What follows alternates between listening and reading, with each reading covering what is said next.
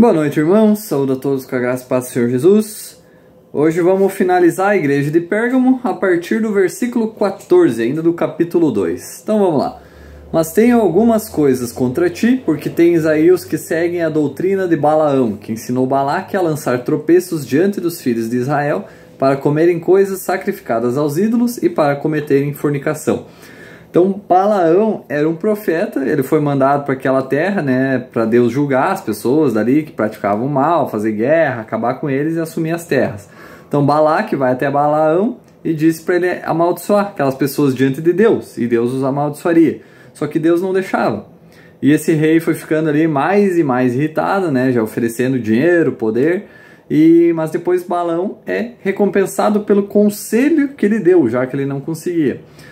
Porque ele falava meio que, eu não posso amaldiçoar eles, mas eu posso te dizer como fazer Deus amaldiçoar de outro jeito. E esse jeito era fazendo eles pecarem, porque assim como foi com os moabitas que estavam ali, seria também com os israelitas. E foi através de juntar o povo em um só, misturar eles, fazendo eles casar entre si. Porque Deus tinha dito para não se misturarem com os pagãos. Aí eles vão lá e fazem exatamente isso. E tudo isso foi feito por um pregador, que basicamente dizia, tá tudo bem se misturar com o mundo, então tem que cuidar, e tem muito pastor hoje em dia assim. Então a doutrina, né, de Balaão foi basicamente misturar outros costumes e deuses tudo junto, né, e eles se afastariam de Deus. Lembra o significado da igreja de Pérgamo? Casamento. Então foi basicamente uma política de fronteira aberta para outros povos, deuses e religiões. E isso destruiria a nação de Deus. E aí aconteceu o que conta em Números 25, 1 a 9. Eu vou ler porque é importante. E Israel ficou em Sitim, e o povo começou a cometer prostituição com as filhas de Moabe. E eles chamaram o povo para os sacrifícios de seus deuses, e o povo comeu, e se curvou aos seus deuses. Israel se juntou a Baal-peor, e a ira do Senhor se acendeu contra Israel. E o Senhor disse a Moisés, toma todas as cabeças do povo e pendura-as perante o Senhor contra o sol, para que a ira ardente do Senhor se desvie de Israel. E Moisés disse aos juízes de Israel, matem cada um os seus homens que se juntaram a Baal-peor. Eis que um dos filhos de Israel veio e trouxe seus irmãos uma mulher midianita à vista de Moisés, e à vista de toda a congregação dos filhos de Israel, que estavam chorando diante da porta da tenda da congregação. E quando Finéias, filho de Eleazar, filho de Arão, o sacerdote, viu isso, levantou-se do meio da congregação e tomou uma lança na mão. Ele foi atrás do homem de Israel para dentro da tenda e atravessou a ambos, o homem de Israel e a mulher, através de sua barriga.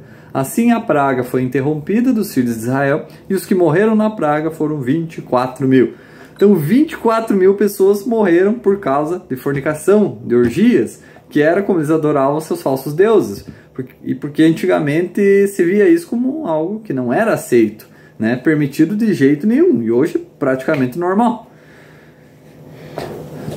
Dá até para dizer, né, meio que se perguntar, né, por que antigamente não era aceito e hoje é normal.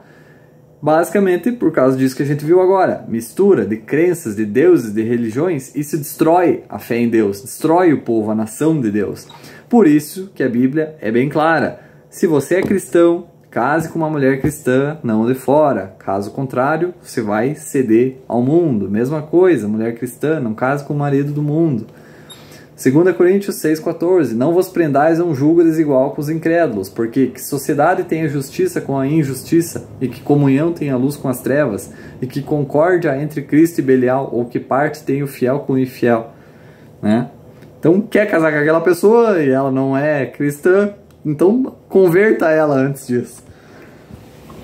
Versículo 15, assim tens também os que seguem a doutrina dos nicolaítas, coisa que eu odeio. Esses aqui a gente já viu no vídeo passado. Então não vamos falar tudo de novo, só para resumir o que estava acontecendo agora. Cristianismo então se torna a religião oficial do Estado, cristianismo se torna entrelaçado com o Estado, e o Estado favorece os cristãos, e Constantino se coloca ali como o bispo dos bispos, se chamando de Pontifex Maximus, acho que é assim que fala, que é basicamente o título do Papa. Ídolos são agora introduzidos meio que oficialmente nas igrejas, porque agora os imperadores também estavam dando ali altas de quantias de dinheiro para construir as igrejas, e eles não queriam então fazer catedrais, porque essas igrejas agora representavam o imperador, representavam o poder, o prestígio dele. E agora tinha os pagãos que viam vantagem em ser cristãos dentro da igreja, e eles sempre adoravam ídolos, né? Então eles construíam essas catedrais com estátuas para serem bonitas, mostrar o poder, prestígio, enfim.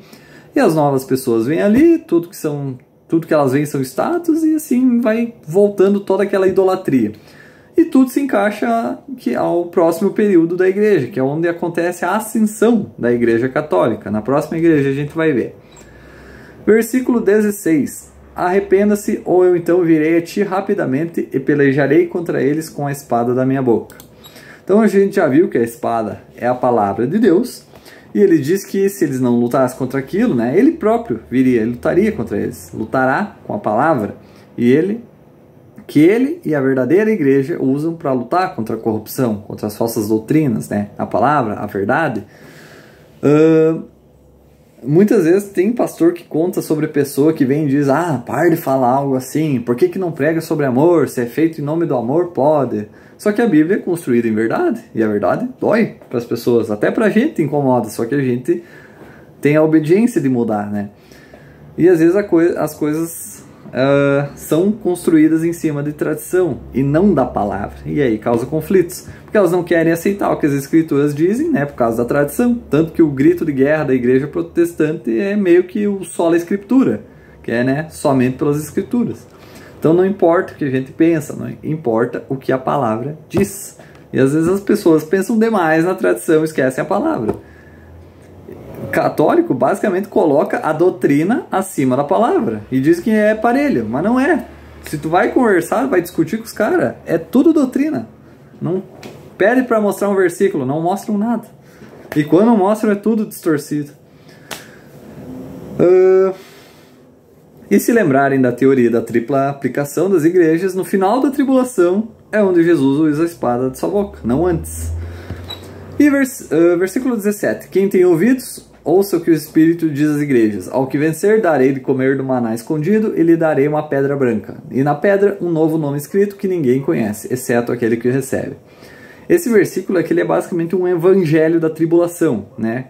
Quem já ouviu nas dispensações, são 7 dispensações, se não me engano, que nem antigamente também tinha a lei, agora é a dispensação da graça, depois é a graça e obras no meio da tribulação, enfim, algo, não vou entrar nisso agora. Porque diz assim, porque meio que os que vencerem, né, se trata das pessoas que lutarem até o fim da tribulação, que não negarem Jesus, porque a gente já é salvo, a gente já é vencedor. Eu vou voltar nesse ponto lá para o meio da tribulação, mas sobre os judeus se esconderem num certo lugar, e que possivelmente ali Deus vai dar esse maná literal para eles, mas vamos deixar mais para frente quando chegar na hora. Maná é o pão que Deus deu às igrejas, às pessoas, né, os filhos de Israel, quando eles estavam andando no deserto por 40 anos. E aqui Jesus então estaria dando talvez comida espiritual no lugar de falsas doutrinas, poderia significar também, e dará maná para esconder nos corações. Salmo 119:11. Escondi a tua palavra no meu coração para não pecar contra ti.